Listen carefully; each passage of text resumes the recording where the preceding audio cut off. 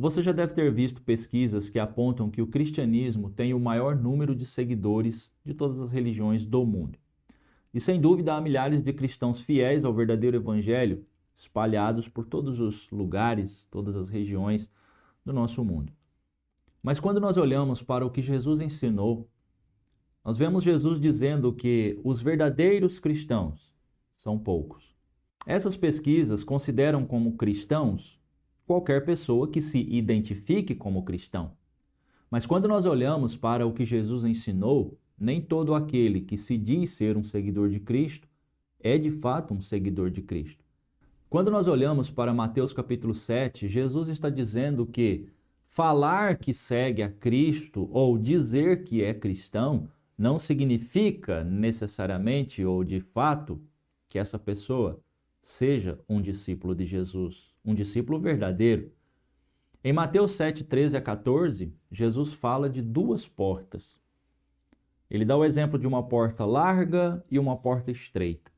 A porta larga, ele diz que são muitos que entram por ela.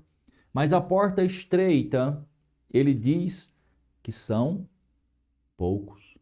No verso 14, Jesus diz que são poucos os que entram pela porta estreita. E ali a porta significa Jesus.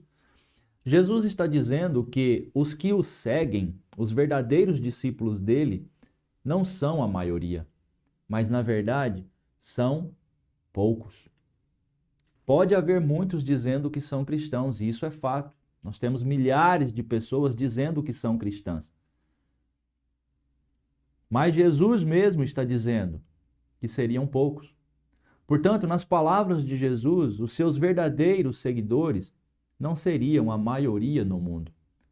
O que eu quero destacar para você aqui é exatamente esta questão. Nós vivemos um momento de uma explosão de igrejas, de pessoas falando em nome de Jesus, pessoas dizendo que estão servindo a Jesus, que amam Jesus. Mas quando se analisa que doutrina, que ensinamento, que Jesus essas pessoas estão seguindo, que igreja essas pessoas estão frequentando, você percebe que tem algo muito errado, porque não se adequa, não estão de acordo com o que Jesus ensinou. E se você continuar lendo o capítulo 7 de Mateus, dos versos 15 a 23, Jesus começa a falar sobre os falsos profetas.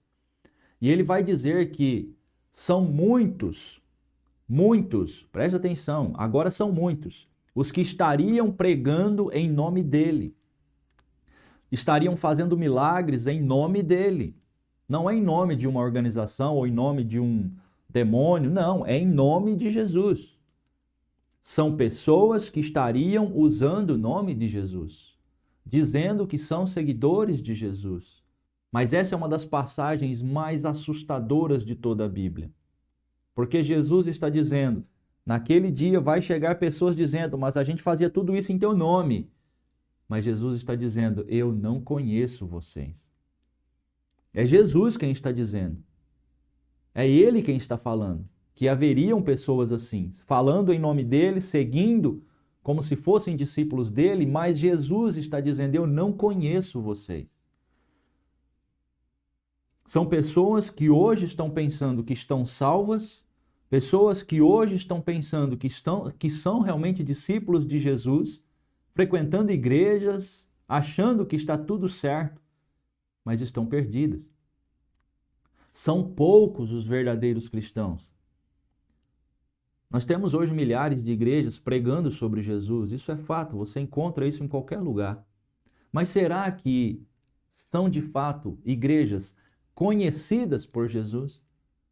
Não importa se você fala sobre Jesus, se você tem uma visão bonita sobre Jesus, se você diz que segue Jesus, se vai numa igreja, se carrega uma Bíblia, nada disso garante que você seja realmente um discípulo dele. Conhecer Jesus não garante salvação. Saber quem Jesus é não garante salvação. Dizer que é um seguidor de Jesus não garante salvação. Muitos conhecem Jesus. O problema é que Jesus não os conhece. Há milhares de igrejas adaptando o evangelho, pregando uma mensagem que agrada aos ouvidos. Mas essa não é a mensagem de Cristo. Pregadores que desejam atualizar a verdade bíblica para se tornar mais aceitável, tentando transformar em algo santo o que Deus chama de pecado. Igrejas que não condenam o pecado, mas que são apenas como um grande teatro para palestras motivacionais. Não há confronto, não há renúncia, não há oposição ao mundo, não há abandono de pecados, não há transformação de vidas. Logo, não há evangelho verdadeiro. São igrejas que se moldaram aos princípios desse mundo. São igrejas que adotaram o sistema de vida desse mundo, carregam o nome de Jesus, mas estão mortas. São como prostitutas querendo passar-se por noiva. Mas como eu sempre gosto de dizer, a prostituta pode até querer ser vista como a noiva, e ela até pode enganar alguns desatentos. Ela pode até ser chamada de noiva, mas o que importa, no fim das contas, é que o noivo conhece a sua noiva. Não há lugar no reino de Deus para essa igreja apóstata, para heresias que estão surgindo a todo momento. Não há lugar no reino de Deus para aqueles que falam de Jesus, mas não vivem o que Jesus ensinou.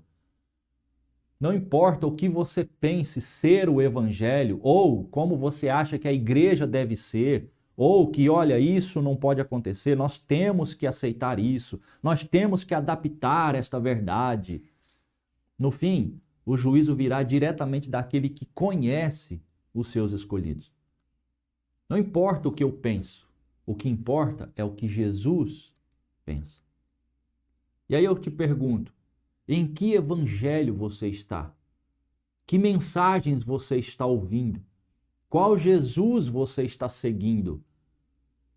Você tem certeza da sua salvação ou está apenas sendo mais um iludido pela religiosidade apóstata que nós vivemos na atualidade? Olha, o meu conselho é que você procure ouvir quem prega a salvação unicamente pela fé em Cristo. Ouça pregadores que falam unicamente de Cristo. Fuja de movimentos onde você é o centro, onde os seus pecados são ignorados, onde você se sente muito bem.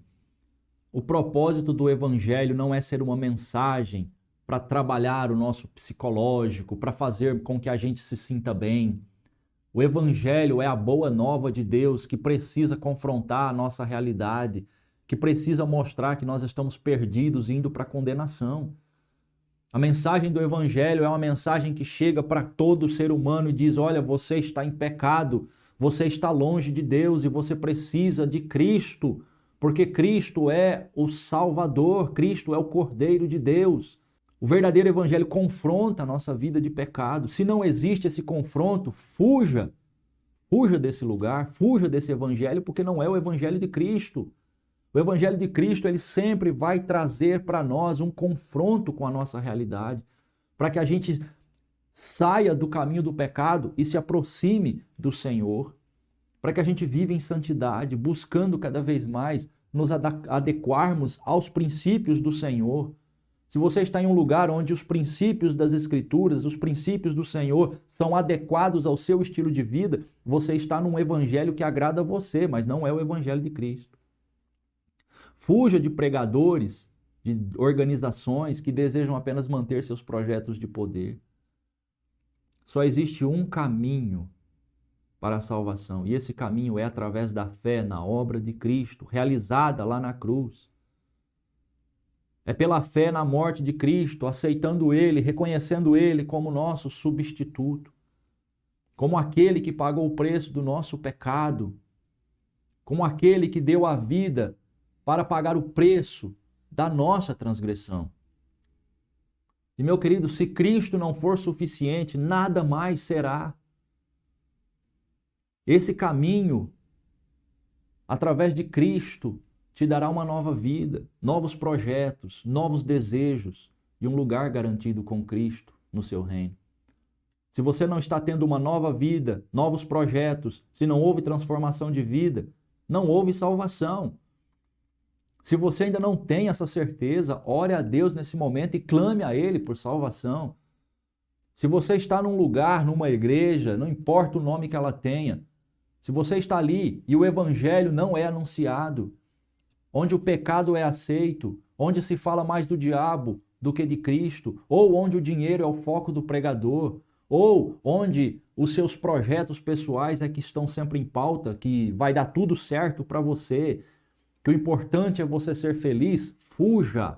Fuja porque você está numa igreja apóstata. Lembre-se do que eu disse. Muitos estão dizendo que são cristãos. Muitos. E eu digo isso baseado no que o Senhor Jesus falou. Muitos estão seguindo. Muitos estão dizendo que seguem a Jesus, mas Jesus não os conhece. A maioria, segundo as pesquisas, estão dizendo que são cristãos. Mas Jesus disse que são poucos. Os verdadeiros discípulos são poucos. E eu espero que você que me ouve aqui esteja entre os poucos.